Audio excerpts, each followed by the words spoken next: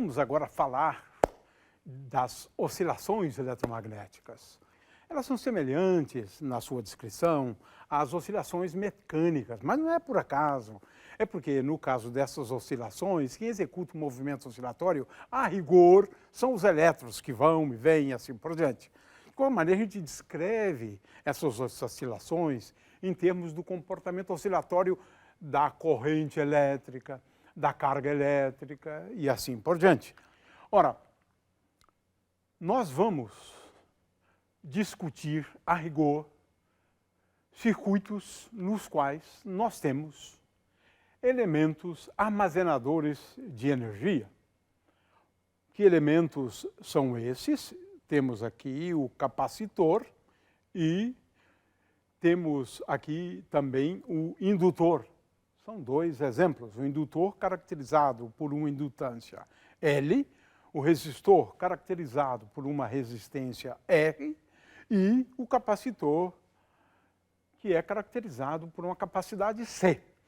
De forma que sempre que nós temos um desses dois elementos, a coisa complica, na realidade, num circuito. Por quê? Porque não bastam as leis de Kirchhoff, como é o caso dos circuitos nos quais nós temos apenas resistores, além de fontes, né? Os circuitos denominados resistivos, né? Um exemplo típico de circuito com dois armazenadores de energia é um circuito RLC. Ele pode ser tanto livre de fontes quanto alimentados, esses circuitos, por uma fonte. Vamos discutir as duas situações. Quais são as características que eu acho que são importantes desse tipo de circuito no qual nós temos um, dois, N armazenadores de energia? É claro que podemos, usualmente, considerar um armazenador equivalente a um deles, mas isso é um outro problema. O fato é que a principal característica desse tipo de circuito é que a solução não se encerra com as leis de Kirchhoff das tensões e das correntes. Não, porque nós usamos as leis de Kirchhoff, mas o problema fica mais complicado, porque a gente agora, para resolver, precisamos resolver uma equação diferencial, usualmente de segunda ordem. Então, as coisas são mais difíceis, a descrição matemática é mais complexa. O circuito pode ser muitas vezes pensado como sendo um sistema elétrico que associa um sinal de saída, é muito utilizado isso para analisar sinais e sistemas, né, especialmente lineares, né? Temos um sinal de entrada e ele associa um sinal de saída. Esse é um outro tipo de aplicação e é muito útil também. As soluções, por outro lado, apresentam uma característica importante, que agora nós começamos a nos preocupar com ela, são os efeitos de transiente, né? Ou seja, são efeitos que dependem das condições iniciais. No fundo é isso, né? Em geral, esses efeitos desaparecem, especialmente quando nós temos um resistor no circuito, e sempre temos, porque nós não temos um condutor ideal. O fato é que esses efeitos de transiente desaparecem depois de um certo tempo. Mas essas são as principais características. Devemos introduzir alguns parâmetros. O primeiro deles é a frequência natural de oscilação. Vamos ver o que é isso. Essa frequência ω0 é 1 sobre a raiz quadrada de LC. Né? Nós introduzimos um fator de carga que é R sobre 2L. Nós podemos agora introduzir alguns parâmetros derivados, né? Um muito importante é a largura de banda. A largura de banda é igual a 2 vezes que si. E, finalmente, um fator conhecido como fator de qualidade. O fator de qualidade é 1 sobre R vezes a raiz quadrada de L sobre C. Veja que esse fator de qualidade, ele tende a infinito quando R tende a zero. Ou seja, um circuito tem um fator de qualidade que é tanto maior quanto menor a resistência. Isso já indica qualidade, perda de energia menor, claro. Muito bem. Vamos sempre recair em equações diferenciais. Por quê? Na realidade, quando a gente faz uso da lei de Kirchhoff das tensões, nós vamos recair numa equação sob esta forma aqui. Veja que aqui é Q sobre C, que é a tensão sobre o capacitor, mais a tensão sobre o resistor, mais a tensão sobre o indutor, é igual a tensão da fonte, ou associada à fonte, a uma fonte. Aqui estamos falando de uma fonte de tensão. No caso de uma fonte de corrente, nós ficamos com equações semelhantes a essa. O fato é o seguinte, por que isso é uma equação diferencial? Ora, essa eu não determinei I.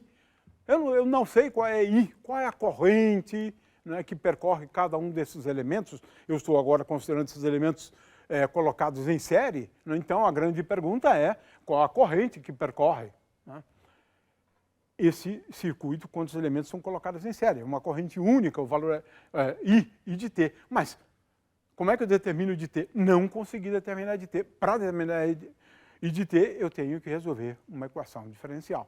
Esse é o primeiro complicador desse tipo de problema aqui, né? É claro que eu posso também escrever aquela equação em termos apenas da derivada da carga com respeito ao tempo.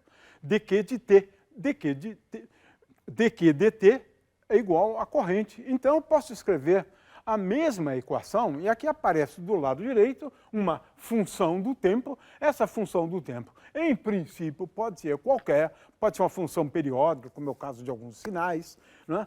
E pode ser também uma função não periódica. Em princípio, existem métodos matemáticos bastante precisos, né, para a gente determinar a solução dessa equação de uma maneira geral. Evoluímos muito nessa questão de resolver essas equações utilizando o método das funções de Green. Mas não vamos abordar isso, vamos considerar soluções em casos bastante simples, né, de uma tensão alternada, por exemplo, né, e isso vai nos permitir, pelo menos, avançar em relação à obtenção das soluções, né. Ora, como dito antes, a gente pode facilmente verificar que a solução para aquela equação, ela envolve dois termos. Um primeiro termo, que chamamos de Q0, é a solução daquela equação quando o circuito RLC está livre de fontes, né? Chamamos de Q0 esse tipo de solução. E é sempre uma solução. Essa solução é que descreve efeitos de transiente. E vamos ver que essa solução envolve as condições iniciais, né? E, finalmente, uma solução que nós podemos chamar de solução geral. E essa, sim, dá trabalho para a gente resolver, né?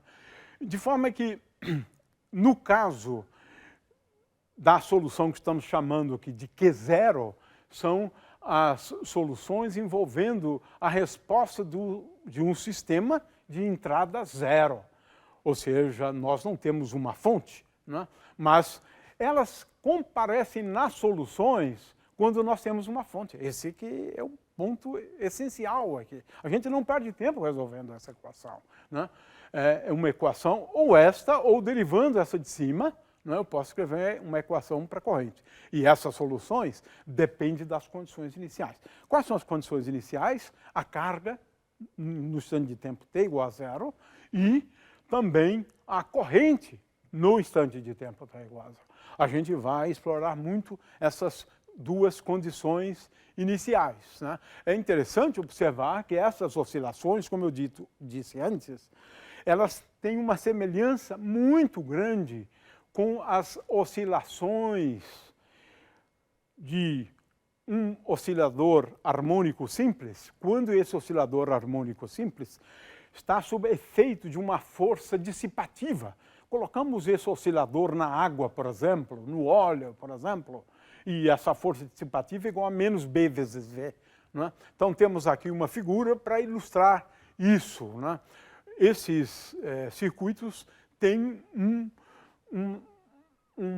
uma semelhança muito grande com sistemas que oscilam de uma forma relativamente simples, no caso da mecânica, como o oscilador harmônico, né, que está, por exemplo, sob efeito de uma força externa, oscilações forçadas, né, de um sistema mecânico. Mas não é por acaso, é porque nós sabemos que, no fundo, quem oscila são os elétrons, vão para cá, vão para lá, eles que se movimentam. O fato da corrente estar para cá, a corrente estar para lá, significa que os elétrons estão para cá, os elétrons estão para lá. O que está em movimento, na realidade, são os elétrons. Então, não é por acaso que temos aqui uma semelhança com esses sistemas. Vamos aqui, só para entender o que significa essa coisa de equações diferenciais, vamos aqui para a lousa para a gente explicar isso em casos simples. Para a gente entender essa questão da relevância das equações diferenciais e para entender por que as leis de Kirchhoff das tensões não resolvem o nosso problema, vamos considerar exemplos bem simplesinhos e discutir a solução. Ora, vamos considerar o caso de um circuito RC. Eu tenho um resistor e um capacitor.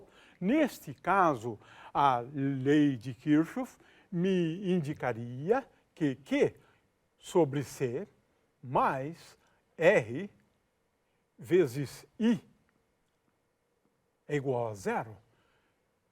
Mas, veja, eu não tenho a corrente. Isso aqui é, ou tem que ser entendido como uma equação diferencial. É claro que eu posso pensar nessa equação diferencial derivando aqui duas vezes, né?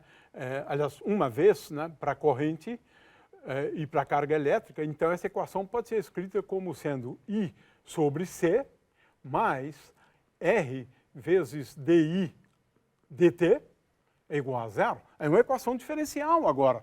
Procure a função I de t que seja a solução dessa equação. Eu multiplico por C, eu tenho essa equação sob a forma I mais R vezes C vezes DI dt.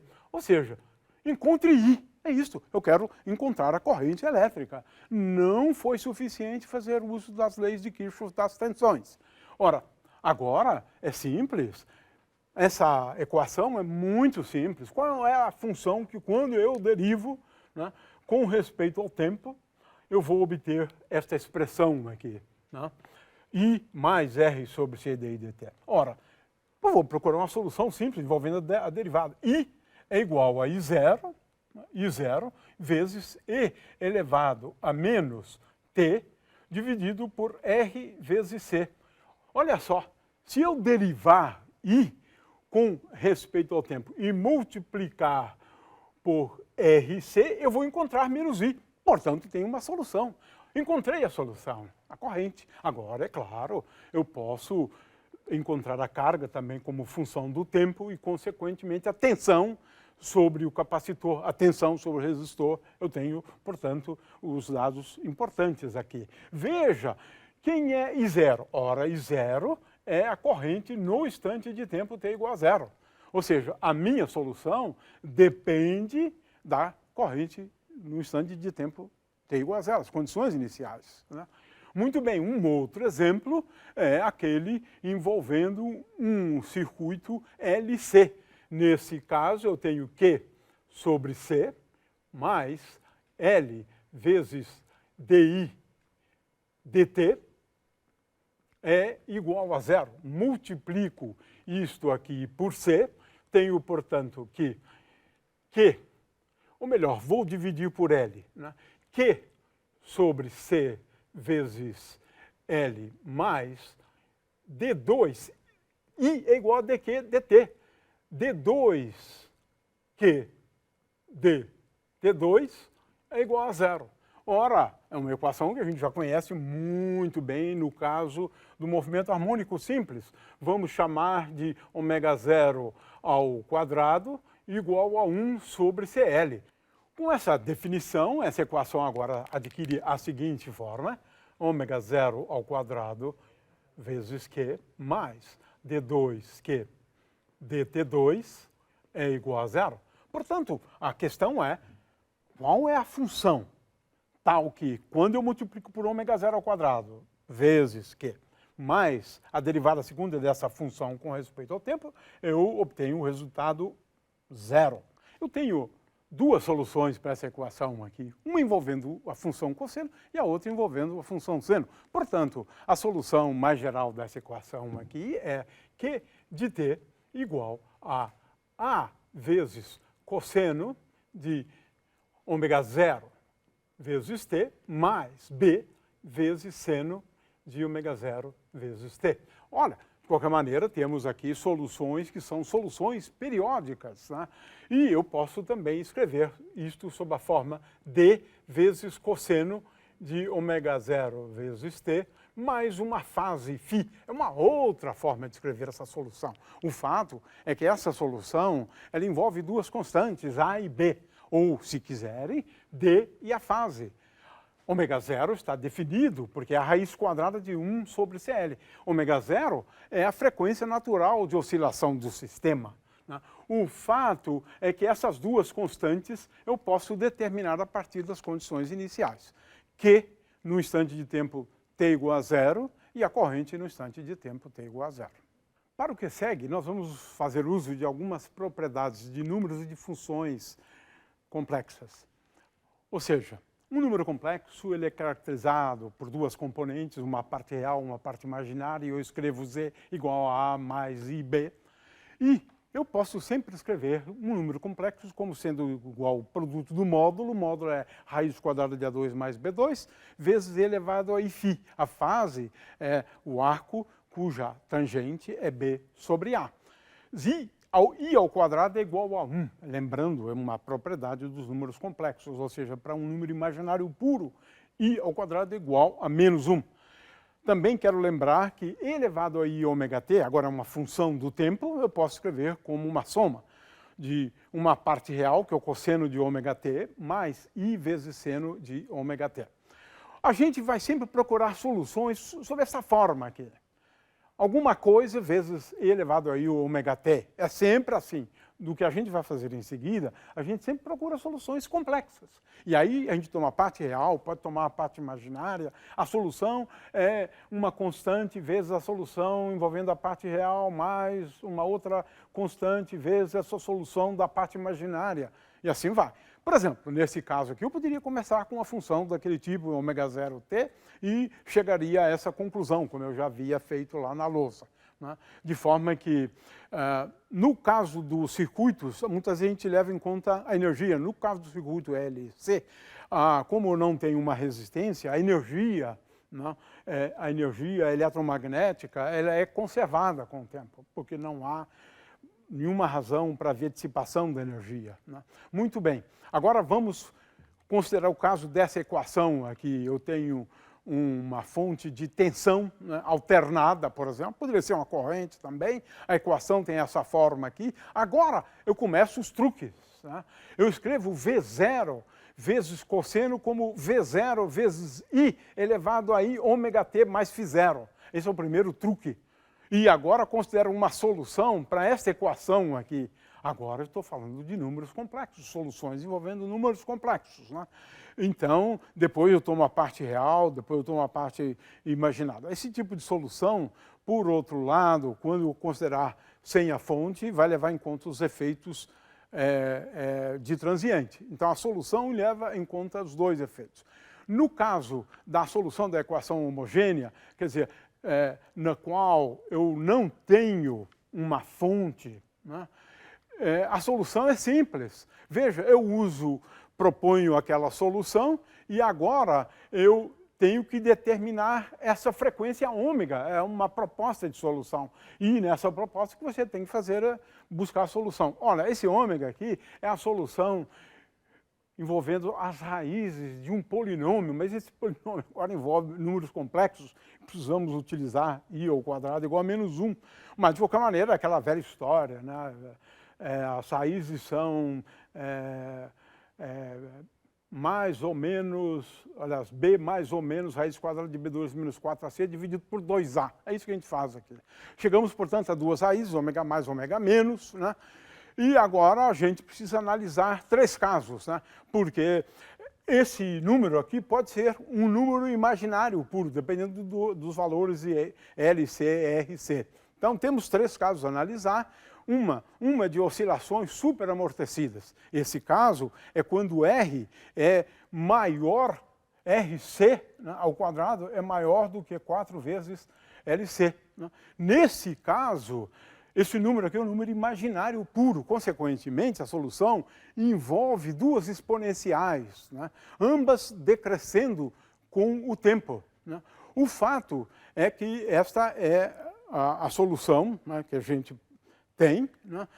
Envolve duas exponenciais. Esses coeficientes A e B são determinados a partir das condições iniciais, da corrente e da carga. Aqui tem uma expressão para essas duas constantes. E também quero lembrar que, nesse caso, na verdade, a gente não pode nem sequer falar de oscilação, porque o sistema não oscila, ele não vai e volta, né? Ele simplesmente a corrente tende a zero e pronto, né? Sem oscilar, né? Temos um outro caso de amortecimento ou subamortecimento, oscilações subamortecidas, e nesse caso a solução é essa forma, tem um termo que decresce exponencialmente e um termo que descreve legitimamente uma oscilação, e a figura do lado direito ilustra esse tipo de solução, né? E finalmente temos um caso de amortecimento crítico também, né? Mas, de qualquer maneira, é uma questão de analisar as relações, né, entre R e L e C, né? Muito bem. Vamos agora nos voltar agora para a solução da situação mais geral. Eu tenho uma fonte de tensão alternada, né? Então eu escrevo V0 vezes cosseno e agora busco uma solução sob essa forma. E agora vamos à solução geral. A solução geral é da forma A vezes E elevado a I ômega T. A é uma constante que a gente vai determinar, claro, utilizando a solução daquela equação. Substituo lá e o resultado é o seguinte, não, vamos pular algumas etapas, né? É que a corrente elétrica, ela depende do tempo de acordo com uma função seno de ômega t mais φ0. Mas o que é mais interessante é que o valor máximo da corrente, claro, o valor mínimo também da corrente, mas o máximo da corrente ocorre para valores de ômega que podem ser determinados, porque essa amplitude, eu tenho duas amplitudes, uma amplitude para carga e uma amplitude para corrente. E essas amplitudes atingem valores máximos para alguns valores da frequência. Por exemplo, a corrente atinge o valor máximo para ômega igual a ômega zero. Ômega zero é a frequência natural de oscilação. Isso é uma coisa interessante. Ora, isso aqui é o que a gente chama de ressonância. Numa ressonância, nós conseguimos fazer com que algumas grandezas atinjam o valor máximo ao variarmos a frequência. Por exemplo, a potência, nós podemos analisar a potência, né? E a potência vai ocorrer, o valor máximo da potência, tomando o valor médio da potência, ela vai ocorrer para uma frequência que é ômega igual a ômega zero, a frequência natural de oscilação. A carga, por outro lado, vai atingir um valor máximo para um valor da frequência diferente desse. Ou seja, dependendo da grandeza física, nós vamos atingir valores máximos para diferentes valores da frequência. Portanto, ao invés da gente falar numa frequência de ressonância, nós falamos, na verdade, numa largura de banda da ressonância, ou seja, para um conjunto de valores de ômega. Usualmente, nós definimos a largura de ressonância como sendo ômega 2 menos ômega 1, onde a corrente para o valor de ômega 2 igual a corrente para o valor de ômega 1 igual a raiz quadrada de 2 sobre 2 vezes a frequência associada ao valor máximo da corrente, ou seja, ômega zero. Isso é uma definição, e a largura de banda é essa diferença de largura. Ou seja, na verdade, em vez de a gente falar da ressonância, nós falamos da largura da ressonância. A ressonância, se a gente olha só para a potência, ela acontece para a frequência igual à frequência natural de oscilação do sistema, 1 sobre raiz quadrada de LC. De forma que nós temos aqui uma largura de banda, e a gente pode definir essa largura de banda também olhando para a potência, né? No caso, potência média, a integral de 0 a tt de r vezes i ao quadrado de t dt, dividido por 1 sobre t. E essa é a expressão, por exemplo, para a potência média. De forma que, no caso da potência, a gente diz que a largura é igual a ômega 2 menos ômega 1, onde ômega 2 é o valor da potência para ômega igual a ômega 2 igual ao valor da potência para ômega igual a ômega 1, e essa potência igual a metade da potência na frequência de ressonância da corrente elétrica, ômega 0, portanto. Para grandes valores de Q, você pode aproximar isto, e, portanto, a largura de banda é igual a ômega 0 dividido por Q. O fato é que, num circuito RLC, nós temos perdas de energia por conta do efeito Joule. De forma que, quando a gente olha o comportamento da energia, nós vemos aqui essa curva em vermelho para ilustrar o comportamento da energia. A energia vai caindo à medida que o tempo passa por conta da transformação de energia elétrica em calor nas resistências, né? E é claro que aqui temos também um gráfico tanto da energia magnética em roxo, nessa cor roxa, e na cor verde a energia elétrica. O fato é que, somando as duas, nós temos energia e a energia vai decrescendo com o tempo, né? Isso nós estamos falando no caso de um circuito RLC livre de fontes, né? No caso, quando nós temos fontes, aí a análise de energia é um pouco mais complexa, né? E com isso, então, fizemos um pequeno apanhado, na verdade, muito rápido, né, de aspectos dos circuitos com um ou dois armazenadores de energia.